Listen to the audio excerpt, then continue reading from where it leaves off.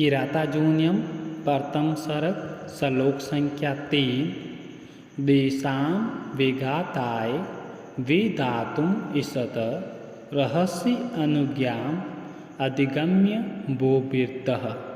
शब्दार्थ दिशां का अर्थ शत्रुओं के, विधातुम विघाताय का अर्थ मारने के लिए, विधातुम का अर्थ करने के लिए, ईषत का अर्थ ईसा करने वाले, रहस्य का अर्थ एकांत स्थान में, अनुज्ञान का अर्थ आदेश को, अधिगम्य का अर्थ प्राप्त करके, भूभृत का अर्थ राजा के,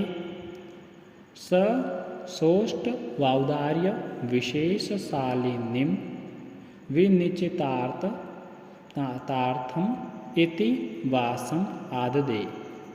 सह का अर्थ उसने, सोष्ट वाउदार्य विशेषशालिनीम का अर्थ शब्दार्थ विशेष से सुशोभित, विनिश्चितार्थम का अर्थ निश्चित या असंदिग्ध अर्थ वाली, इति का अर्थ इस प्रकार, आददे का अर्थ स्वीकार किया।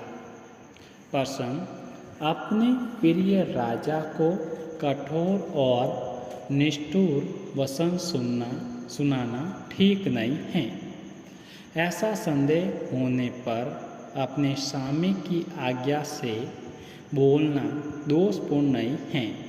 ऐसा सोचकर श्लोक में बोला जा रहा है कि हिंदी अनुवाद, शत्रुओं के समाप्त करने के लिए उपाय करने की इच्छा रखने वाले महाराज युधिष्ठिर की गुप्त रीति से आज्ञा पाकर वनेश्वर वहाँ सब कुछ समझकर शब्द और अर्थ के गुणों से पूर्ण वाक्य युधिष्ठिर से बोला।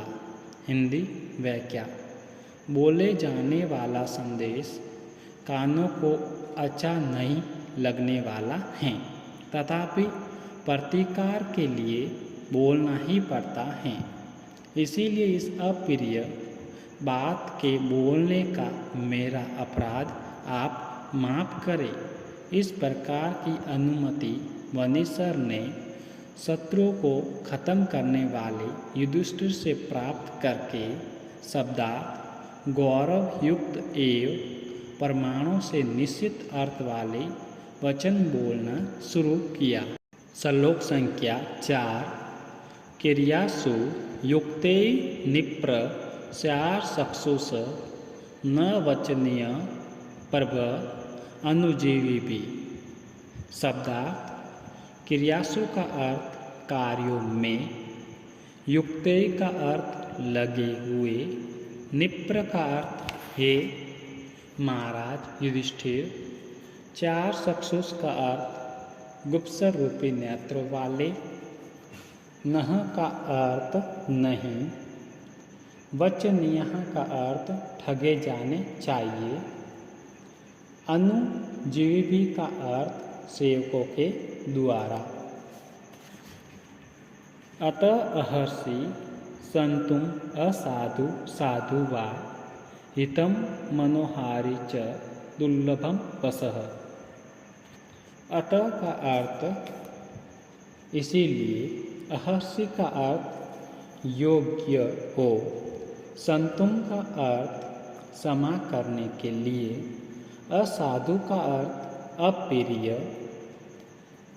साधु का अर्थ समुचित या योग्य, वा का अर्थ अथवा, हितम का अर्थ कल्याणकारी, मनोहारी का अर्थ चित्त आकर्षक, चह का अर्थ और, वस का अर्थ वाक्य, दुर्लभम का अर्थ कठिनता से प्राप्त होने वाला।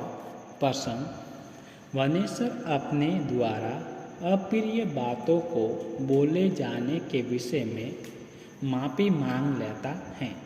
हिंदी अनुवाद, हे महाराज, कार्य में लगे हुए सेवकों को चाहिए कि वे गुप्तसर रूपी नेत्रों वाले अपने स्वामी को धोखा नहीं दे, इसीलिए मेरा कथन अप्रिय हो चाहे प्रिय हो, आप मुझे माफ़ करें, क्योंकि जो बात हितकारी भी हो और मन को भी अच्छी लगे, ऐसी कठिनता से मिलती हैं। हिंदी व्याख्या। राज भवनों में रहने वाले राजा लोग राष्ट्र का महत्वपूर्ण हाल जानने में खुद असमर्थ हैं। वे अपने गुप्तचरों के द्वारा ही सब वृत्तांत देखते या जानते रहते हैं। इसीलिए राजा लोगों के नेत्र गुप्तचर ही हैं। गुप्तचरों के द्वारा असत्य सूचना दे देने पर राजाओं का अंधों की तरह विनिपात निश्चित है। इसीलिए राजा को ठीक ठीक सूचना आकर देना सेवकों का परम कर्तव्य है। यही बात सोचकर हे महाराज, जो भी मैं प्रिय या अप्रिय बात बोलूँ, आप माफ़ करना। हितकारी और मनोहारी वचन का होना दुर्लभ है।